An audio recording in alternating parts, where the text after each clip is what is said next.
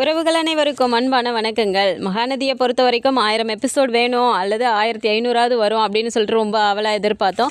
ஆனால் இப்போ எம்மன் முடிய போகுது அப்படிங்கிற விஷயம் கன்ஃபார்மாக சொல்லிட்டாங்க.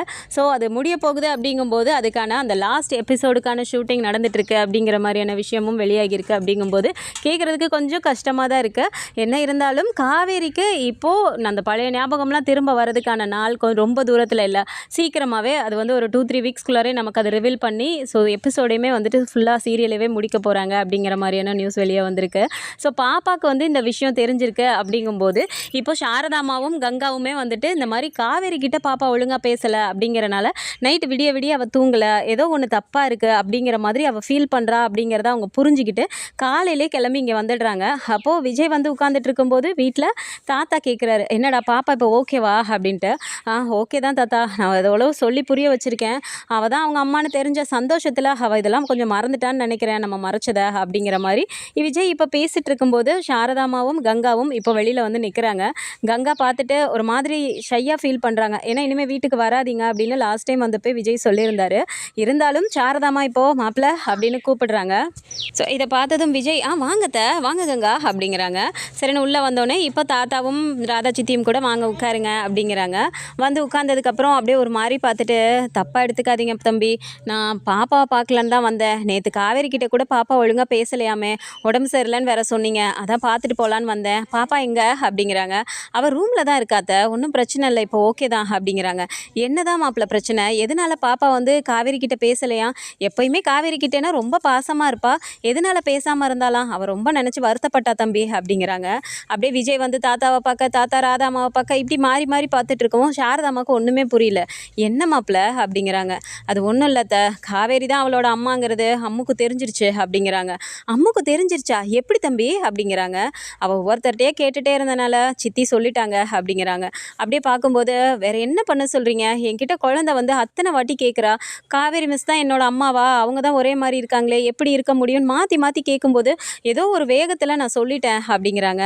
அப்படியே சாரதாமாவுக்கு ரொம்ப ஒரு மாதிரி ஆகுது. ஐயோ, அப்போ குழந்தை எப்படி இருக்கா, அதை எப்படி தாங்கிக்கிட்டா அப்படிங்கிறாங்க. என்னத்தை பண்ணுறது, ஃபஸ்ட்டு அந்த கோவத்தில் தான் அவள் பேசாமல் இருந்திருக்கா, அதுக்கப்புறம் நான் அவளை சமாதானப்படுத்தி கூட்டிகிட்டு போய் சொல்லிட்டேன் அப்படின்றாங்க. உடனே கங்கா பார்த்துட்டு, விஜய் இவ காவேரியை பார்த்துட்டு அம்மு திடீர்னு அம்மானு கூப்பிட்டுட்டு ஏதாவது பழசை பற்றி பேசிட்டானா என்ன பண்ணுறது அப்படிங்கிறாங்க. அதெல்லாம் ஒன்றும் பயம் இல்லை கங்கா, நான் சொல்லி புரிய வச்சுட்டேன், அம்மாவோட உடம்பு சரியில்லை, அதை பற்றி பேசினா ரொம்ப ஒரு மாதிரி உயிருக்கே ஆபத்தாகும்னு சொல்லிட்டு நான் அம்முக்கு புரிய வச்சுட்டேன், அம்முவும் நான் அதெல்லாம் சொல்ல மாட்டேன்னு சொல்லியிருக்கா அப்படிங்கிறாங்க. இப்போ சாரதாம்மா பார்த்துட்டு, நான் பாப்பாவை பார்க்கலாமா மாப்பிள்ள அப்படிங்கிறாங்க. போங்கத்த, ரூமில் தான் இருக்கா அப்படின்னோடனே இப்போ போய் பார்க்கும்போது பாப்பா ஸ்கூலுக்கு தேவையானது எல்லாத்தையுமே எடுத்து வச்சிட்ருக்காங்க. போயிட்டு அம்மு அப்படின்னு கூப்பிட்ட உடனே சாரதாம்மாவை பார்த்தோடனே ரொம்ப சந்தோஷம், சாரதா பாட்டி வாங்க அப்படிங்கிறாங்க.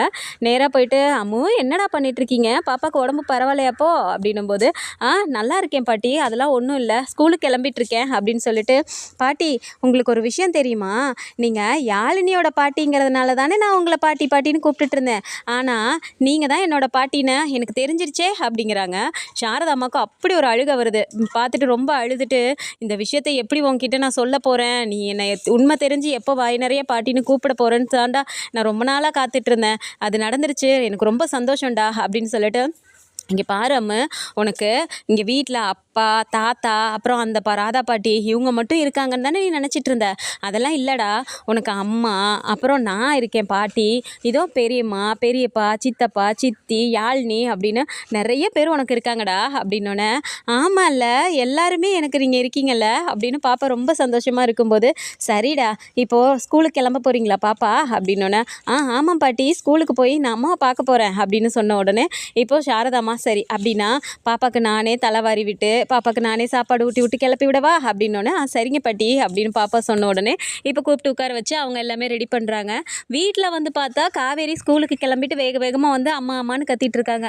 நர்மதா பார்த்துட்டு அப்படியே ஒரு மாதிரி பார்த்துட்டு அவர் நிற்கும் போதே யாழினி வேகமாக விளையாடுறதுக்கு வாங்க அப்படின்னு சொல்லிட்டு நர்மதாவை கூப்பிட்டுட்டு டிஸ்டர்ப் பண்ணிட்டு இருக்கும்போது இப்போ காவேரி பார்த்துட்டு, என்னடி அப்படிங்கிறாங்க. அக்கா எனக்கு வேலை இருக்குக்கா, நான் அடுத்த ப்ராஜெக்ட் சப்மிட் பண்ணுறதுக்காக நான் ஒவ்வொன்றும் ரெடி பண்ணிட்டுருக்கேன், அவள் கூட நேரம் கிடைக்கும் போதெல்லாம் விளையாடுறேன். இப்போ வந்து என்னை கூப்பிட்டுட்டு இருக்காக்கா, எனக்கு ஆன்லைன் கிளாஸ் இருக்குது அப்படிங்கிறாங்க. யாழினி அதான் சித்திக்கு வேலை இருக்குன்னு சொல்கிறாள்ல அப்படின்னு சொல்லிட்டு, ஆமாம் அம்மா எங்க, நீ போய் பாட்டி கூட விளையாட வேண்டியதானே அப்படின்றாங்க. பாட்டி வீட்டில் இருந்தால் தானே, அவங்க வீட்லேயே இல்லை, அம்மாவும் பாட்டியும் காலையிலேயே வெளியே போயிட்டாங்க அப்படின்னோடனே, வெளியில் போயிட்டாங்களா, எங்கே போனாங்க அப்படின்னு சொல்லிட்டு கேட்கும்போது நர்மதாவுக்கு சொல்லவே முடியல. என்னடா சொல்கிறதுன்னு யோசிச்சுட்டு, அவங்க கோயிலுக்கு போயிருக்காங்க அப்படின்னு சொல்லிடுறாங்க. சரி யாழினி, சித்திக்கும் வேலை இருக்கான், நீ பேசாமல் என் கூட ஸ்கூலுக்கு வந்துடுறியா, உனக்கு நல்ல டைம் பாஸ் ஆகும், அம்மு தான் இருக்கால்ல அப்படின்னு சொல்லிட்டு இப்போது யாழினியை ரெடி பண்ண சொல்லி அனுப்பிடுறாங்க. ஆனால் இந்த இடத்துல நம்ம அம்மு வருவான்னு சொல்லி நம்பி சொல்லிட்டோம். இன்றைக்கி அவள் வருவாளா வரமாட்டாளான்னு தெரியலையேன்னு விஜய்க்கு கால் பண்ணி கேட்டால் விஜய் பழைய மாதிரியே கத்தி திட்டி விட்டுறாரு. உங்களுக்கு என்ன மிஸ் பிரச்சனை, என் பொண்ணை பார்த்துக்க எனக்கு தெரியும், எதுக்கு சும்மா அவள் நல்லா இருக்காளா எப்படி இருக்கான்னு சொல்லிட்டு ஒவ்வொன்றா கேட்டே இருக்கீங்க, வைங்க ஃபோனை அப்படின்னு சொல்லிட்டு ஒரு மாதிரி கோமா பேசிட்டு கட் பண்ணிடுறாரு. காவேரிக்கு ஒன்றுமே புரியல, இவர் என்ன இப்போ நம்ம என்ன கேட்டோன்னு சொல்லிட்டு இப்படி கடுப்பாக பேசுகிறாரு அப்படின்னு சொல்லிட்டு ஒரு மாதிரி ஃபீல் பண்ணுறாங்க. ஆனால் விஜய்க்கு இந்த இடத்துல ரொம்ப கஷ்டமாக போகுது. எதுக்காக இப்போ நம்ம சம்மந்தமே இல்லாமல் காவேரி கிட்ட இப்படி கோவப்பட்டோம் அப்படின்னு சொல்லிட்டு திரும்பவும் கால் பண்ணுறாரு. காவேரி ஃபோன் அட்டன் பண்ணோன்னே, என் குழந்தைய பற்றி நீங்கள் விசாரிச்சதுக்கு ரொம்ப தேங்க்ஸ், அவள் நல்லா தான் இருக்கா அப்படின்னு சொல்லிட்டு நான் வைக்கிறேன் அப்படின்னு சொல்லிட்டு ஃபோனை வச்சிடுறாரு. காவேரிக்கு ஒன்றுமே புரியல, என்ன இவர் இப்போ தான் என் பொண்ணை பற்றி விசாரிக்க நீங்கள் யாருன்னு கேட்டார், இப்போ திரும்ப என் பொண்ணை பற்றி விசாரித்ததுக்கு ரொம்ப தேங்க்ஸுங்கிறாரு, ஒன்றுமே புரியல அப்படின்னு சொல்லிட்டு இப்போ ஸ்கூலுக்கு கிளம்பி வந்துடுறாங்க. இப்போ பாப்பாவும் விஜயும் ஸ்கூலுக்கு கிளம்பி வரும்போது பார்த்தா வந்துட்டு இருக்கும்போதே வந்து விஜய் கிளியராக சொல்கிறாரு, அம்மோ கிளாஸ்க்கு போயிட்டு அம்மா கிட்ட வந்துட்டு அம்மானு கூப்பிட்டோம், அந்த மாதிரிலாம் எதுவும் பண்ணிடாதடா, எதுவும் இதை பற்றிலாம் பேசக்கூடாது அப்படின்றாங்க. சரிப்பா எனக்கு புரியுது, நான் அப்படிலாம் பேச மாட்டேன், மிஸ்ஸுன்னே கூப்பிடுறேன் அப்படின்னு சொல்லிட்டு இப்போ பாப்பா கிட்ட சொல்லிட்டு ஸ்கூலுக்குமே வந்தோடனே, சரிடா இந்தாங்க லஞ்ச் பேக்கு, போயிட்டு வாங்க, அப்பா ஈவினிங் வரேன் அப்படின்னு சொல்லிட்டு கிளம்ப பார்க்குறாரு. ஆனால் அம்மா அங்கேயே நின்றுட்டு இருக்கும்போது, என்னடா அப்படின்றாங்க. அப்பா எப்போவுமே நம்ம வர நேரத்துக்கு அம்மாவும் வருவாங்கல்ல, இன்றைக்கி இன்னும் அம்மாவை காணோமே அப்படின்றாங்க. சரி எப்படியும் கிளாஸில் உன் கூட தானே இருக்க போகிறாங்க, நீ கிளாஸ்க்கு போ அப்படின்றாங்க. இல்லைப்பா அவங்க தான் என் அம்மானு தெரிஞ்சதுக்கப்புறம் உங்கள் 2 பேரையும் சேர்த்து வச்சு பார்க்கணுன்னு எனக்கு ஆசையாக இருக்குது, அதனால் அம்மா வர வரைக்கும் கொஞ்சம் நேரம் நிற்கலாமே அப்படின்னு சொல்லும்போது விஜய்க்கே ஒரு மாதிரி ஆகுது. சரிடா அப்படின்னு சொல்லிட்டு வெயிட் பண்ணி பார்க்குறாங்க. ரொம்ப டைம் ஆகிடுது, காவேரி வரவே இல்லை. அப்படிங்கும்போது என்னடா இவ்வளோ டைம் ஆகிடுச்சு இன்னும் வரலையே அப்படின்னு சொல்லிட்டு வந்து வாட்ச்மேன் கிட்ட கேட்குறாங்க. அப்போது அவங்க ஏற்கனவே வந்துட்டாங்க சார், இன்றைக்கி டீச்சர்ஸ்க்கெலாம் மீட்டிங் இருக்குது, அதனால் சீக்கிரமாகவே வந்துட்டாங்க எல்லாரும் அப்படின்னு சொல்லும்போது, சரிடா அப்போது அம்மா உள்ளே தான் இருக்காங்க போலக்கு, நீ உள்ளே போ அப்படின்னு சொல்லி அனுப்பி வச்சுட்டு இவரும் கிளம்பிடுறாரு. ஸோ உள்ளே வரும்போதே யாழினி அங்கே நின்றுட்டு இருக்கும்போது அம்முவுக்கு பார்த்தோன்னா ரொம்ப ஹாப்பி. யாழினியும் அம்மாவும் சேர்ந்து அப்படி கட்டி பிடிச்சிட்டு நின்றுட்டு இருக்கும்போது யாழினியே சொல்கிறாங்க, எனக்கு வீட்டில் போர் அடிச்சுதுன்னு சித்தி என்னை இங்கே கூட்டிகிட்டு வந்தாங்களே உன் கூட இருக்க சொல்லி அப்படின்னு பேசிகிட்டு இருக்கும்போதே காவேரி அங்கேருந்து வந்து அம்முவை பார்த்துடுறாங்க. ஸோ அம்முவை பார்த்த உடனேமே காவேரிக்கு அம்மா தான் அப்படின்னு சொல்லிட்டு குட்டி பாப்பாவுக்கு வந்துட்டு தெரிஞ்சு பார்க்குற முதல் பார்வை அப்படிங்கும்போது ரொம்ப ரொம்ப சந்தோஷமாக பாப்பா பார்த்துட்ருக்கா. ஸோ வந்த உடனே அம்முக்கிட்ட வந்துட்டு கட்டி பிடிச்சிக்கிறாங்க. என்னடா எப்படி இருக்க, உடம்பு பரவாயில்லையா அப்படின்னு சொல்லிட்டு கட்டி பிடிச்சிக்கிறாங்க. அப்போது அம்முக்கு வந்து ரொம்ப ரொம்ப ஒரு மாதிரி சந்தோஷமாக இருக்கு. சரி வாங்க கிளாஸ்க்கு போகலாம் அப்படின்னு சொல்லி கிளாஸ்க்கு வந்தோடனே இங்கே கிளாஸில் வந்து உட்கார்ந்த உடனே இப்போ பார்த்தா பக்கத்தில் இருக்க அந்த ஃப்ரெண்ட்ஸ் கிட்டெல்லாம் வந்துட்டு இப்போ பாப்பாவே சொல்ல ஆரம்பிச்சிடுறா, இங்கே பாரு கௌஷிக், எனக்கு அம்மாவே இல்லைன்னு எல்லாரும் நினச்சிட்டு இருந்தீங்கல்ல, எனக்கு அம்மா இருக்காங்களே, உயிரோடு தான் இருக்காங்க அப்படின்னு சொன்னோடனே, உயிரோடு இருக்காங்களா, அப்புறம் ஏன் மதர்ஸ் டே ஃபங்க்ஷனுக்கு வரவே இல்லை உங்கள் அம்மா அப்படின்னு சொல்லி அந்த கௌஷிக் கேட்கும்போது, இல்லையே என் அம்மாவும் ஃபங்க்ஷனுக்கு வந்திருக்காங்க, ஆனால் அவங்க தான் என் அம்மானு எனக்கே தெரியல அப்படின்றாங்க.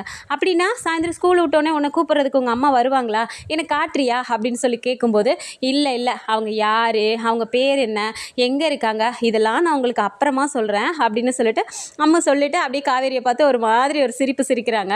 ஆனால் காவேரிக்கு அங்கே அப்படியே கிளாஸ் போயிட்டுருக்கு. ஸோ கூடவே உட்கார வச்சு எழுத வைக்கிறது இதெல்லாம் பண்ணும்போது ரொம்ப சந்தோஷமாக இருக்குது. இப்போது லன்ச் டைம் வந்துடுது, எல்லாருமே உட்காந்து சாப்பிடுங்க அப்படின்னு சொல்லிட்டு காவேரி வந்து இது மாதிரி பிரின்ஸிபல் கூப்பிட்றாங்கன்னு சொல்லி போயிருக்காங்க. ஸோ ரிட்டன் வந்து பார்க்கும்போது இவங்க எல்லாம் இதை பேசிகிட்டே உட்காந்துருக்கும்போது காவேரியை வந்து பார்த்துட்டு, என்ன எல்லாரும் சாப்பிட்டு முடிக்க போகிறாங்க, உங்கள் கேங் இன்னும் நீங்கள் டிஃபன் பாக்ஸே எடுக்கல, எடுத்து சாப்பிடுங்க, யாழினி சாப்பிடு லஞ்ச் எடுத்து அப்படின்னு சொல்லிட்டு இப்போ பாப்பா கிட்ட சாப்பிட சொல்லிட்டு அங்கே போய் உட்காந்து காவேரியும் சாப்பிட்டுட்டு இருக்காங்க. அம்மா வந்து எல்லாருக்கிட்டையும் உட்காந்து சாப்பிட்டுட்டு அப்படியே பார்த்துட்டே இருக்காங்க. ஸோ இந்த டைமில் என்ன ஆகுதுன்னா, பேக்கில் வச்சுருக்க அந்த ஃபோட்டோ வந்துட்டு எப்போயுமே பாப்பா பேக்குள்ளே தான் இருக்குது. இதை வந்து ஏதோ எடுக்கும்போது பார்த்தா பாப்பா புக்கை எடுக்கும்போது அந்த ஃபோட்டோ கீழே விழுந்துருது. அதை எடுத்த உடனே வந்துட்டு இப்போது அந்த கௌஷிக் தான் பார்த்துட்டு, ஏய் அம்மு இங்கே பாரு, உன் பேக்லேருந்து இந்த ஃபோட்டோ விழுந்துருச்சு அப்படின்னு சொன்ன உடனே அப்படி பாப்பாவுக்கு ஒரு மாதிரி ஆகுது. காவேரியுமே பார்த்துடுறாங்க. என்னது ஃபோட்டோவா, என்ன ஃபோட்டோ அப்படிங்கிறாங்க. அது ஒன்றும் இல்லை மிஸ் அப்படின்னு சொல்லிட்டு வாங்கி பேக்குள்ளே வச்ச உடனே காவேரிக்கு ஒன்றுமே புரியல, எதை இப்போ மறைக்கிறா அப்படிங்கிற மாதிரி பார்த்துட்டு இருக்காங்க. அடுத்ததாக கௌஷிக் எல்லாத்தையுமே எழுதிட்டு வந்துட்டு இப்போ மிஸ் கிட்ட சைன் வாங்க நின்றுட்டு இருக்கும்போது பார்த்துட்டு, மிஸ் உங்களுக்கு உங்களுக்கு ஒன்று தெரியுமா, அம்மாவோட அம்மா உயிரோட தான் இருக்காங்களாம், அவள் எங்ககிட்ட சொன்னா, மதர்ஸ் டே ஃபங்க்ஷனுக்கு அவங்களும் வந்திருந்தாங்களாம் அப்படின்னு சொல்லிட்டு போய் சொன்ன உடனே, மதர்ஸ் டே ஃபங்க்ஷனுக்கு அம்மாவோட அம்மா வந்தாங்களா? இல்லையே, நமக்கு தெரிஞ்சு வர மாதிரி தெரியலையே. விஜய் சார் தான் அம்மா இல்லைங்கிறக்காக கவுனெல்லாம் எடுத்துகிட்டு வந்து நான் போட்டு நடிக்க போகிறேன்னு சொன்னார். அப்படி இருக்கும்போது எப்படி அவங்க அம்மா வந்திருப்பாங்க அப்படிங்கிற மாதிரி காவேரி ஒரு மாதிரி யோசிச்சுக்கிட்டே, கௌஷிக் இந்த மாதிரிலாம் பேசக்கூடாது, நீ போ, உனக்கு யார் சொன்னா அப்படிங்கிறாங்க. அம்மு தான் சொன்னா அப்படின்னு சொல்லிட்டு விட்டுடுறாங்க. இப்போது காவேரிக்கு ஒரு மாதிரி ஆகுது, இந்த பையன் இப்படி சொல்கிறான், ஏதோ ஃபோட்டோ வேறு விழுந்துச்சுன்னு சொல்கிறாங்க, என்னவா இருக்கும் அப்படின்னு சொல்லிட்டு, கௌஷிக் இங்கே வா அப்படிங்கிறாங்க. சரின்னு போனோடனே, ஆமாம் அம்மு பேக்லேருந்து ஏதோ ஃபோட்டோ விழுந்துச்சுன்னு சொன்னியே, அது எங்கே அப்படிங்கிறாங்க. மிஸ், அது உங்கள் ஃபோட்டோ தான், உங்கள் ஃபோட்டோவை தான் அம்மு பேக்குள்ளே வச்சுருந்தா அப்படின்னு சொன்னோன்னே, ஏன் ஃபோட்டோவா அப்படின்னோடனே, ஆமாம் மிஸ், நான் தான் எடுத்தேன், அம்மு வாங்கி உள்ளேயே வச்சுட்டா அப்படின்னு சொன்னோன்னே, இப்போது அம்மு இல்லாத நேரமாக பார்த்து காவேரி பேக் எடுத்து பார்க்குறாங்க. ஸோ அந்த பேக்கில் இருக்க ஃபோட்டோவை பார்க்கும்போது காவேரி ப்ரெக்னெண்ட்டாக இருக்கும்போது எடுத்த ஃபோட்டோவாக இருக்குது அப்படிங்கும்போது காவேரிக்கு ரொம்ப ஷாக் ஆகிடுது. இது என்ன, நம்ம தானே, நம்ம ஃபோட்டோ, அதுவும் ப்ரெக்னெண்ட்டாக இருக்கும் அப்படின்னு சொல்லிட்டு அந்த ஃபோட்டோவை அப்படியே பேக்லேருந்து எடுத்து அவங்களோட ஹேண்ட்பேக்கில் வச்சிடுறாங்க. ஒன்றுமே புரியல. இப்போ வெளியில் கிளம்பி ஸ்கூல் விட்டோடனே வெளியில் வந்த உடனே விஜய் நின்றுட்டுருக்காரு. அங்கேருந்து காவேரி ஒரு மாதிரி கன்ஃபியூஸ்டாகவே வராங்க. அம்மு வந்து சிரிச்சுக்கிட்டே வந்துட்டு, அப்பா அப்பா அம்மா வராங்க அம்மா வராங்க அப்படின்னோடனே, அம்மு அமைதியாரு, அம்மா காதில் விழுந்துற போகுது அப்படின்னு சொல்லிட்டு நின்றுட்டுருக்காங்க. அங்கேருந்து காவேரி நேராக வந்துட்டு, சார் உங்ககிட்ட கொஞ்சம் பேசணும் அப்படிங்கிறாங்க. சொல்லுங்கள் மிஸ், என்ன விஷயம் அப்படிங்கிறாங்க. கொஞ்சம் தனியாக வரீங்களா பேசலாம் அப்படின்னோடனே, சரி அம்மு நீ காரில் உட்காந்துரு, நான் மிஸ் கிட்ட பேசிட்டு வரேன் அப்படின்னு சொல்லிட்டு இப்போ காவேரி தனியாக போய் நிற்கும்போது அம்முவை உட்கார வைக்கிறதுக்காக போகிறாரு. அப்பா அம்மா கிட்ட பேச போகிறீங்களா? ஜாலி ஜாலி அப்படிங்கிறாங்க. சரிடா இரு வரேன் அப்படின்னு சொல்லிட்டு நேராக போயிட்டு, சொல்லுங்கள் மிஸ் அப்படிங்கிறாங்க. இது என்ன அப்படின்னு சொல்லிட்டு இப்போ பேக்லேருந்து ஃபோட்டோவை எடுத்து காட்டின உடனே விஜய்க்கு அப்படியே ஒரு மாதிரி ஷாக் ஆயிடுது. மிஸ், இது எப்படி உங்ககிட்ட அப்படிங்கிறாங்க. இது என்கிட்ட வந்ததெல்லாம் இருக்கட்டும், இந்த ஃபோட்டோவில் இருக்கிறது என்ன மாதிரியே இருக்காங்க, இவங்க யார் அப்படிங்கிறாங்க. அப்படியே விஜய் ஒரு மாதிரியே முடிச்சுட்டு, நீங்கள் முதல்ல அந்த ஃபோட்டோவை கொடுங்க அப்படிங்கிறாங்க. நான் எதுக்காக கொடுக்கணும், இந்த ஃபோட்டோ அம்மாவோட பேக்கில் இருந்தது, இதை வந்து அவங்க அம்மா உயிரோடு இருக்காங்கன்னு வேறு அவள் சொல்லியிருக்கா, மதர்ஸ் டே அன்னைக்கு வந்தாங்கன்னு வேறு சொல்கிறா. மதர்ஸ் டே அன்னைக்கு எப்போ வந்தாங்க, நீங்கள் தானே கவுன்லாம் போட்டு நடிக்க வரணும்னு சொல்லிட்டு வந்தீங்க, நான் தானே அவளுக்கு அம்மாவாக நடித்தேன், அப்படி இருக்கும்போது அவங்க அம்மா வந்தாங்கன்னு சொல்லி அவள் சொல்லியிருக்கா, யார் வந்தாங்க, எனக்கு ஒன்றுமே புரியல, இந்த ஃபோட்டோ எப்படி நான் ப்ரெக்னெண்ட்டாக இருக்க மாதிரி இருக்கா, எனக்கே தெரியாமல் எப்படி இதெல்லாம் நடக்கும், இது இந்த ஃபோட்டோவில் இருக்கிறது யார், உங்கள் ஒய்ஃபா அப்படிங்கிறாங்க.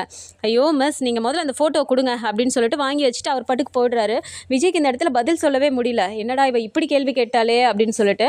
காவேரிக்குமே ஒன்றுமே புரியாமல் யாழினியை கூட்டிகிட்டு நேராக வீட்டுக்கு வந்தோடனே, மா நான் உங்ககிட்ட ஒன்று பேசணும் அப்படிங்கிறாங்க.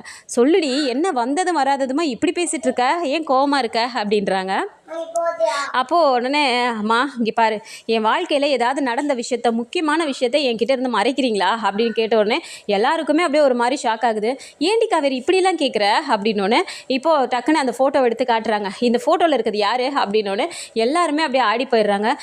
இந்த ஃபோட்டோ, அது காவேரி, இந்த ஃபோட்டோவில் இருக்கிறது யார், ஒன்னே மாதிரியே இருக்குது அப்படின்னு சொல்லி கேட்குறாங்க.